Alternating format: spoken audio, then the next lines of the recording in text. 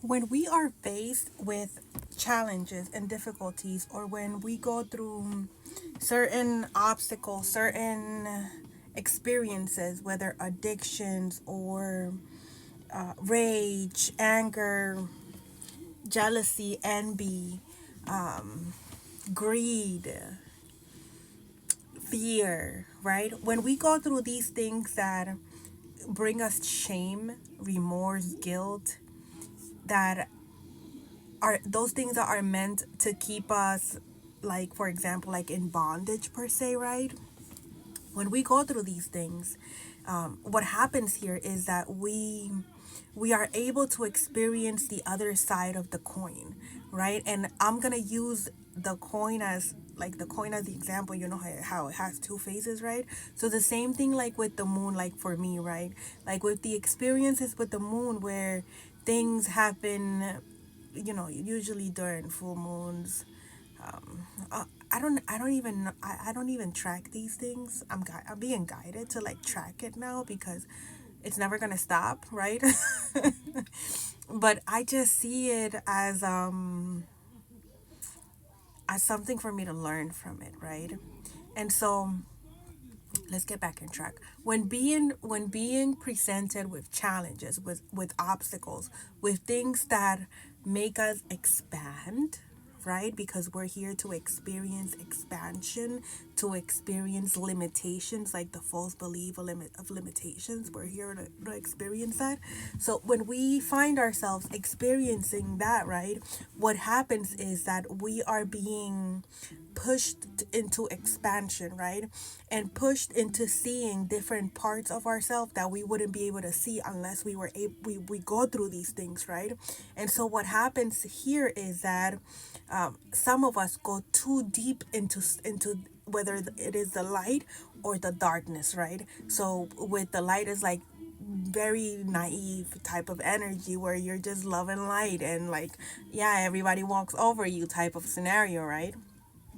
And so that's not healthy, right? And so with the shadow, with the darkness, going too deep into our shadows because of the experiences that we have, because of the betrayals that we go through, because of the pain that we endure, because of the pain that is inflicted onto us, right? Some of us would go too deeply into the shadow, right? And then what happens there, that whether we go too deeply into the light or whether we go too deeply into the shadow, what that's doing is that it's revealing a part of ourselves that unless we had gone through that, we would not be able to know about ourselves, right?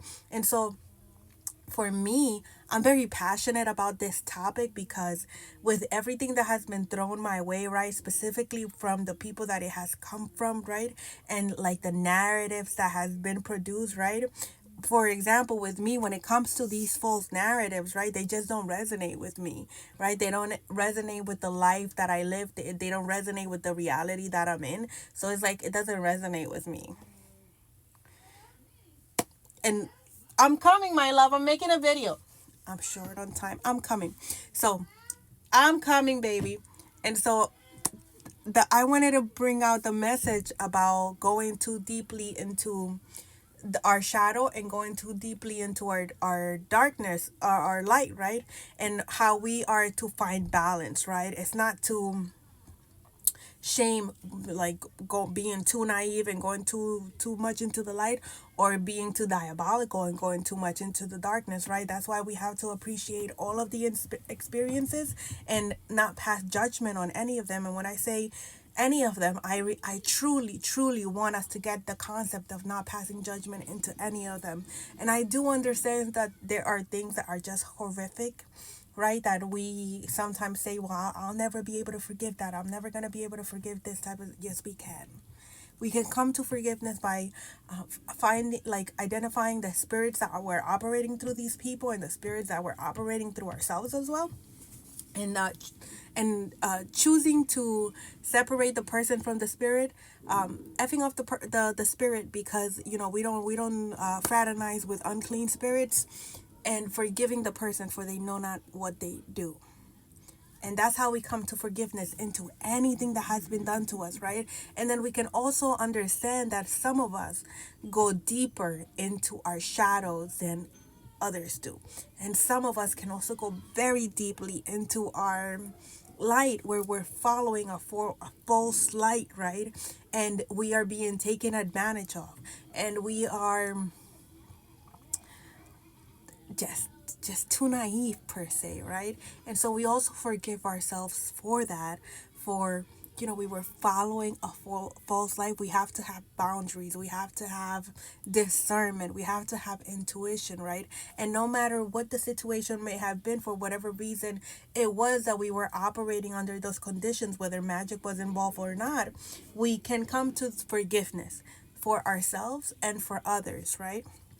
And so I wanted to touch base on that because we can take the other side of the moon or the other side of the coin as an opportunity to learn more about ourselves and truly see who we are, right?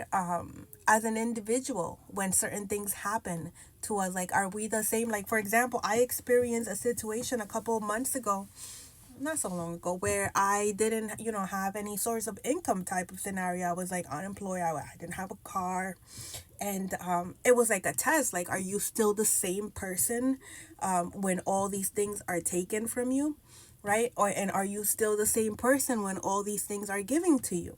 And so are you the same person when nobody's looking type of scenario, right? So it's about, you know, um, balance, about balance and living in your truth, right? Because once you start living in your truth, some things just won't resonate with you. Like, if somebody comes to me and says certain things that I just know, like, it doesn't resonate with me because that's not how I live my life today. And I don't have to prove to anybody anything because it is all well with my soul. I hope this makes sense. I'll be back.